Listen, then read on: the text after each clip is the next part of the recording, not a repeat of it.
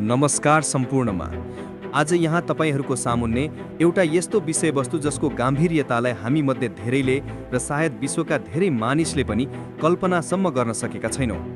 Artificial intelligence अर्थात् AI, जहाँ प्रविधिको विकासको गतिले मानवताको भविष्यलाई दुई निश्चित छ, या त अभूतपूर्व समृद्धि र दीर्घायुको संसार, या त हाम्रो सम्पूर्ण अस्तित्वको अन्त्य।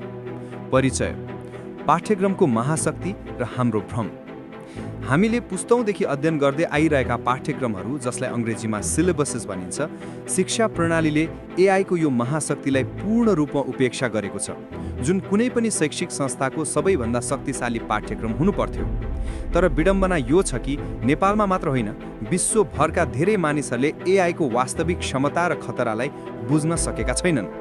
जब म एआईको कुरा गर्छु, धेरै मानिसहरूले च्याट जीपीटी प्रणालीलाई सम्झन्छन्। उनीहरूलाई लाग्छ कि एआई भनेको केवल प्रश्नको उत्तर दिने वा टेक्स्ट लेख्ने एउटा उन्नत उपकरण मात्रै हो। तर यो बुझाइ एआईको सम्पूर्ण वास्तविकताको एकदमै सानो अंश मात्र हो।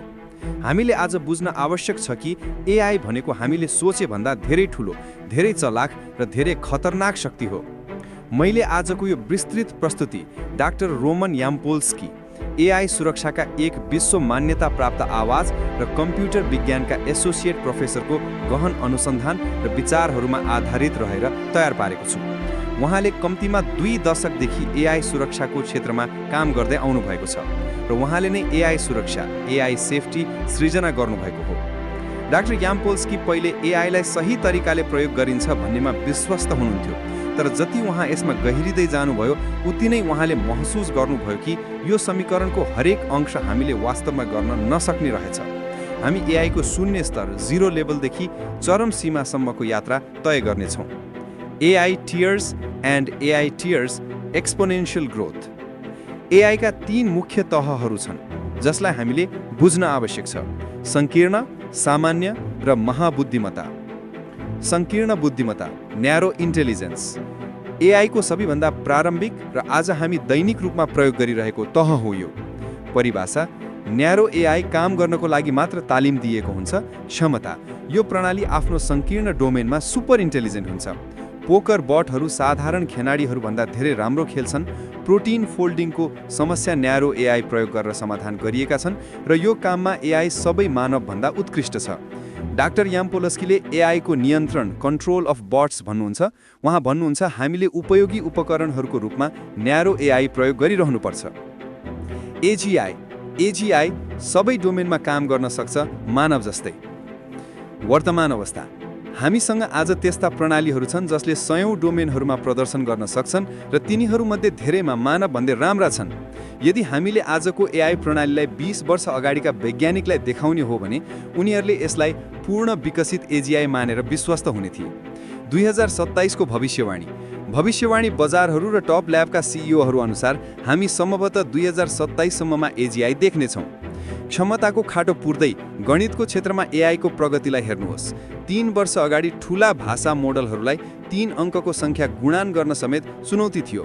आज उनीहरू गणितीय प्रमाणहरूमा मद्दत गर्दैछन्, गणित ओलम्पियाड प्रतियोगिताहरू जित्दैछन् र गणितका मिलेनियम प्रब्लम जस्ता सबैभन्दा कठिन समस्यामा समाधान गर्न काम गरिरहेका छन्। 3 वर्षमा उनीहरूले सहमानव प्रदर्शनबाट अधिकांश गणितज्ञभन्दा राम्रो हुने स्तरसम्मको खाटो पूर्ण सफल भए। यही प्रक्रिया विज्ञान र इन्जिनियरिङमा पनि भइरहेको छ। 3 हर महाबुद्धिमत्ता, सुपर इन्टेलिजेन्स, एआईको सबैभन्दा खतरनाक र चरम बिन्दु हो यो। परिभाषा: सुपर इन्टेलिजेन्स भनेको सबै क्षेत्रमा सबै मानवभन्दा चलाक सिस्टम हो। यो सिस्टम नयाँ एआई बनाउनमा पनि हामीभन्दा राम्रो हुनेछ। दौड र जोखिम: आज विश्वका सबैभन्दा चलाक मानिसहरू अरबौं डलर खर्च गरेर यो सुपर इन्टेलिजेन्स सृजना गर्ने दौडमा छन्। तर समस्या के हो कि हामीलाई थाहा छ कि यी सिस्टमहरूलाई कतिको सक्षम बनाउने, तर उनीहरूलाई कसरी सुरक्षित बनाउने भन्ने थाहा छैन। डाक्टर रोमन याम्पोल्स्कीको चिन्ता आज हामीले बनाएको सुपर इन्टेलिजेन्सले सबैलाई नमारोस्। Singularity beyond the event horizon. Singularity त्यति छिटो हुन्छ कि हामी मानवहरूले त्यसलाई पछ्याउन सक्दैनौँ। रे कर्जवेलले 2045लाई सिङ्गुल्यारिटीको वर्षको रूपमा भविष्यवाणी गर्नुभएको छ। सिङ्गुल्यारिटी भनेको त्यो बिन्दु हो जहाँबाट पर हामीले देख्न, बुझ्न वा भविष्यवाणी गर्न सक्दैनौँ। कल्पना गर्नुहोस्, आज तपाईसँग आइफोन छ, अर्को वर्ष यसको नयाँ संस्करण आउँछ। तपाईँ बुझ्नुहुन्छ कि यसमा राम्रो क्यामेरा छ, तर यदि यो फोनको अनुसन्धान र विकास गर्न प्रक्रिया स्वचालित भयो भने यसले हरेक 6 महिना, हरेक 3 महिना, हरेक महिना, हप्ता, दिन, घण्टा, मिनट, सेकेन्डमा नयाँ संस्करण निकाल्छ। तपाईँ एकै दिनमा आइफोनको 30वटा नयाँ संस्करणसँग गतिसँग हिँड्न सक्नुहुन्न। त्यसको क्षमता के छ, त्यसलाई नियन्त्रण गर्न कसरी एस्केप्स यु। डाक्टर यामपोल्स्की भन्नुहुन्छ, प्रत्येक प्यालाको चियामा थपिने चिनीको तला यदि म थोरै बुद्धि चाहियो भने एउटा एन बन्छु र ओ बन्दै जान्छु। जब यो चरम मूल्यमा पुग्छ, तपाईँसँग शून्य ज्ञान र आफ्नो वरपरको संसारको शून्य बुझाइ हुन्छ। भाग 2, एआई को अप्रत्याशितता, नियन्त्रणको कालो बाकस, unpredictability and the black box. AI को वास्तविक शक्तिलाई हामीले बुझ्न नसक्नुको मुख्य कारण नै यसको नियन्त्रण र बुझाइमा रहेको असम्भवता हो। The increasing gap. डाक्टर यामपोल्स्की धेरै समयदेखि एआई सुरक्षामा काम गर्दै आउनुभएको छ। उहाँले यो क्षेत्रमा काम सुरु गर्नुभन्दा अगाडि नै एआई सुरक्षा भन्ने शब्द उहाँले सृजना गर्नुभएको थियो। एआई क्षमतामा प्रगति, एआईको क्षमतामा प्रगति घाताङ्कीय एक्सपोनेन्शियल छ। एआई सुरक्षामा प्रगति भने रेखीय लिनियर छ। फलस्वरूप सिस्टमहरू कतिको सक्षम छन् र हामीले तिनीहरूलाई कतिको राम्ररी कन्ट्रोल गर्न सक्छौँ, तिनीहरूले के गर्छन् भनेर भविष्यवाणी गर्न सक्छौँ र तिनीहरूको निर्णय प्रक्रियालाई व्याख्या गर्न सक्छौँ भन्ने बीचको खाटो बढ्दै गइरहेको छ। The fractal nature of problems.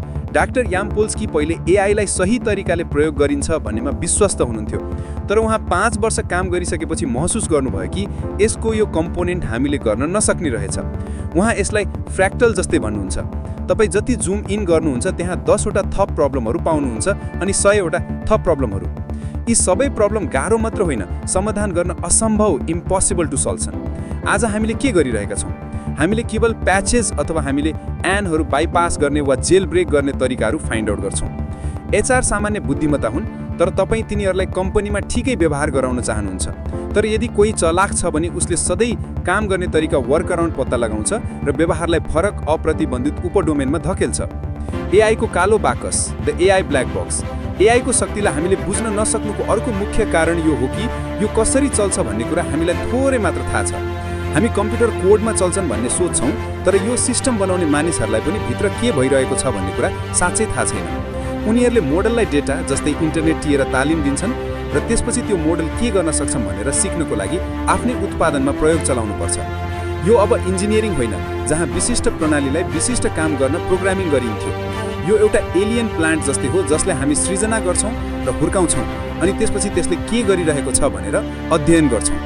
हामीलाई केही ढाँचाहरू थाहा छन्, जस्तै हामीले बढी कम्प्युट टाइम प्रयोग गर्यो भने यो चलाक हुन्छ, तर इनपुटहरूको सेट दिएपछि नतिजा के आउँछ भनेर कसैले पनि ठिकसँग भन्न सक्दैन।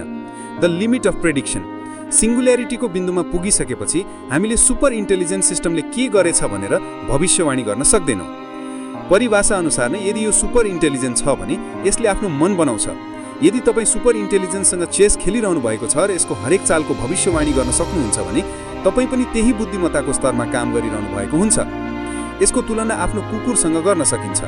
तपाईँको कुकुरले तपाईँ काममा गएको छ र फेरि फर्केर आउँदैछ भनेर भविष्यवाणी गर्न सक्छ, तर तपाईँले किन पडकास्ट गरिरहनु भएको छ भन्ने कुरा उसको संसारको मोडलभन्दा बाहिरको कुरा हो। हामीले चाहेको नतिजा आउने सम्भावनाहरूको दायरा अत्यन्तै सानो छ, जबकि सम्भावनाहरूको समग्र दायरा लगभग असीमित छ। भाग 4, आर्थिक भूकम्प, रोजगारीको अन्त्य र 2030 को विश्व। आजको एआईको आगमनले हाम्रो अर्थतन्त्र र रोजगारीमा ल्याउने परिवर्तनहरूलाई बुझ्न आज सबैभन्दा महत्त्वपूर्ण छ। सन् 2027 मा एजीआईको आगमनपछि संसार आजको भन्दा धेरै फरक हुनेछ। जब तपाईसँग ड्रप इन इम्प्लोइको कन्सेप्ट हुन्छ, तपाईसँग खरबौं डलर बराबरको निशुल्क शारीरिक र संज्ञानात्मक श्रम हुन्छ। यदि म एउटा कर्मचारीले गर्ने काम केवल $20 को सदस्यता वा निशुल्क मोडेलबाट गराउन सक्छु भने धेरैजसो जागिरका लागि मानिसहरूलाई काममा राख्नुको कुनै अर्थ छैन। डाक्टर यामपोल्स्कीले हामी यस्तो संसारतर्फ हेरिरहेका छौँ जहाँ हामीले पहिले कहिले नदेखेको 99% बेरोजगारी होइन, तर अनइम्प्लोइमेन्ट अफ 99%। तपाईसँग बाँकी रहने भनेको केवल त्यस्ता जागिरहरू हुन् जहाँ कुनै कारणले तपाईँ अर्को मानवले नै त्यो काम गरेको चाहनुहुन्छ। स्वचालनको विस्तार। कुन कामहरू पहिले स्वचालित हुन्छन्? कम्प्युटरमा गर्न सकिने कुनै पनि काम सबैभन्दा पहिले स्वचालित हुन्छ। ह्युमनोइड रोबोट्स पनि एआई भन्दा 10 वर्षपछि छन्। 2030 को भविष्यवाणी 2030 सम्ममा हामीसँग ह्युमनोइड रोबोट्सहरू हुनेछन् जसका सत्तापन्न लचिकता र फलाम हुनेछ, जसले गर्दा उनीहरू प्लम्बर लगायत सबै क्षेत्रमा मानवसँग प्रतिस्पर्धा गर्न सक्नेछन्। टेस्लाको टेस्ला बोट चेतनामा 7-5% हुन्छन् र तिनीहरूले अम्लेट बनाउनेदेखि लिएर मानवले गर्न सक्ने जुनसुकै काम गर्न सक्नेछन्। बुद्धिता र शारीरिक क्षमताको यो संयोजनले मानवका लागि योगदान गर्ने धेरै अवसरहरू छोड्दैन। पुनः तालिमको बाटो बन्द। परम्परागत रूपमा हामी सधैँ भन्थ्यौँ कि यदि यो जागिर स्वचालित भयो भने अर्को जागिरको लागि पुनः तालिम लिनुहोस्। तर डाक्टर यामपोल्स्की भन्नुहुन्छ, जब सबै जागिरहरू स्वचालित हुन्छन् कुनै प्लान बी छैन, तपाईँ पुनः तालिम लिन सक्नुहुन्न। यो एउटा प्रतिमान परिवर्तन, प्याराडाइम शिफ्ट हो। पहिले हामीसँग उपकरणहरू थिए जसले कामलाई अझ प्रभावकारी बनाउँथे, जस्तै 10 जनाको साटा 2 जना कामदार। तर अहिले हामी बुद्धिमत्ताको आविष्कार गर्दैछौँ, एजेन्टको आविष्कार गर्दैछौँ, जसलाई तपाईँ नयाँ जागिरमा पनि लगाउन सक्नुहुन्छ। यो मानव मनको प्रतिस्थापन गर्ने एउटा नयाँ आविष्कारक हो। उहाँ भन्नुहुन्छ, यो नै हामीले अहिलेसम्म बनाएको सबैभन्दा महत्त्वपूर्ण आविष्कार हुन्। यसले कब्जा लिन्छ र विज्ञान, अनुसन्धान, नैतिकता सबै स्वचालित हुन्छ। बलवान विश्वास भर्सेस यथार्थता। धेरै मानिसहरूलाई विश्वास लाग्दैन कि उनीहरूको जागिर जान्छ। ड्राइभरहरू